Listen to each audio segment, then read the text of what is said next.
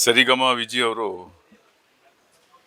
ರಂಗಭೂಮಿಯಿಂದ ಚಿತ್ರರಂಗದಲ್ಲಿ ಹಲವಾರು ಚಿತ್ರಗಳನ್ನು ಮಾಡಿ ರಂಗಭೂಮಿಯಲ್ಲೂ ಒಳ್ಳೆಯ ಹೆಸರು ಮಾಡಿ ಸರಿಗಮ ಅನ್ನೋ ಒಂದು ಸಂಸಾರದಲ್ಲಿ ಸರಿಗಮ ಆ ಥರದ ಒಂದು ಸುಮಾರು ನಾಟಕಗಳು ಆಡಿದ್ದಾರೆ. ಅದರಲ್ಲಿ ಪಾಪ್ಯುಲರ್ ಇದು. ನೂರಾರು ಸಾವಿರಾರು ಕಡೆ ಈ ಒಂದು ನಾಟಕನ ಆಡಿ ತುಂಬ ಒಳ್ಳೆಯ ಹೆಸರು ಮಾಡಿದವರು. ನನಗೆ ಒಳ್ಳೆಯ ಸ್ನೇಹಿತರು ಸರಿಗಮ ವಿಜಯ್ ಅವರು. ಆಮೇಲೆ ಎಷ್ಟೋ ಚಿತ್ರಗಳಿಗೆ ನಿರ್ದೇಶನ ಮಾಡಿ ಸಹ ನಿರ್ದೇಶನ ಮಾಡಿದ್ದಾರೆ. ಆಮೇಲೆ ನನ್ನ ಚಿತ್ರ ಮುಖ್ಯವಾಗಿ ನನ್ನ ಚಿತ್ರದಲ್ಲಿ ಡಕೋಟಾ ಎಕ್ಸ್‌ಪ್ರೆಸ್ ಚಿತ್ರದಲ್ಲಿ ಪಾತ್ರನೂ ಮಾಡಿದ್ದಾರೆ. ಅವರು ಅಸೋಸಿಯೇಟ್ ಡೈರೆಕ್ಟರ್ ಆಗಿದ್ದರು.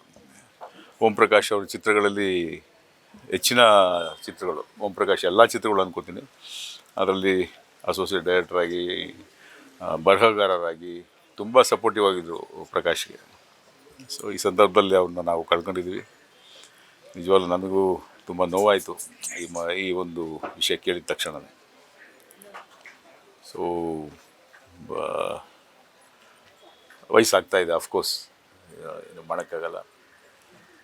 ಸೊ ಈ ಸಂದರ್ಭದಲ್ಲಿ ಚಿತ್ರರಂಗದಲ್ಲಿ ಇರೋ ಎಲ್ಲ ನಮ್ಮ ಸೇವೆ ಸಲ್ಲಿಸಿದಂಥ ಚಿತ್ರರಂಗದಲ್ಲಿ ಎಲ್ರಿಗೂ ನಾನು ಹೇಳೋದಿಷ್ಟೇ, ಆರೋಗ್ಯ ಚೆನ್ನಾಗಿ ನೋಡಿಕೊಂಡು ನಮ್ಮ ಕೈಯಲ್ಲಾದಷ್ಟು ಚಿತ್ರರಂಗದ ಸೇವೆ ಮಾಡೋಕ್ಕೆ ಕಾಲಾವಕಾಶ ಮಾಡಿಕೊಂಡ್ರೆ ಒಳ್ಳೆಯದು ಅನ್ನೋದೇ ನನ್ನ ಒಂದು ಆಸೆ.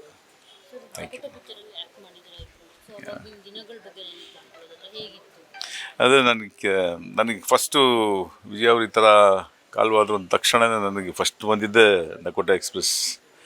ಸುಮಾರು ದಿನಗಳು ನಾವು ಜೊತೆಯಲ್ಲಿ ಇದ್ದು ಬರೀ ನಗುನೇ, ಆ ಚಿತ್ರದ ಕಾಮಿಡಿ ಸಬ್ಜೆಕ್ಟ್ ಆದ್ದು, ಮತ್ತು ಇವಾಲ್ಸ್ ಇನ್ವಾಲ್ವ್ಮೆಂಟ್ ಅವ್ರು ನನಗಿತ್ತು. ಅಣ್ಣ ಹಿಂಗೆ ಮಾಡು ಈ ಥರ ಡೈಲಾಗ್ ಚೆನ್ನಾಗಿರ್ತದೆ ಈ ಥರ. ಸೊ ಇಟ್ ವಾಲ್ಸ್ ನಾನೇ ಪ್ರೊಡ್ಯೂಸರ್ ಆದ್ದರಿಂದ ನನ್ನ ಮೈಂಡ್ ಎಲ್ಲೆಲ್ಲೋ ಇರ್ತಾಯಿತ್ತು. ಇಲ್ಲ ನನಗೆ ಪ್ರೊಡ್ಯೂಸರ್ ಆದಮೇಲೆ ನೀವು ಫಸ್ಟ್ ಇಲ್ಲಿ ಇದೆಲ್ಲ ಯೋಚನೆ ಮಾಡಿಬಿಟ್ಟು ಇಲ್ಲಿ ಒಬ್ಬ ಕಲಾವಿದನಾಗಿ ಕಾನ್ಸಂಟ್ರೇಟ್ ಮಾಡಿ ಅಂತ. ಸೊ ಈ ಥರ ಎಲ್ಲ ನಮ್ಗೆ ಅದೆಲ್ಲ ತುಂಬ ನೆನಪಾಯಿತು ನನಗೆ.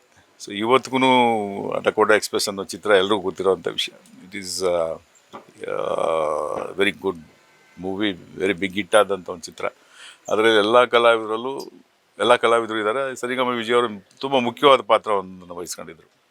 ಅದು ನೆನಪಾಯಿತು ನನಗೆ. Thank you.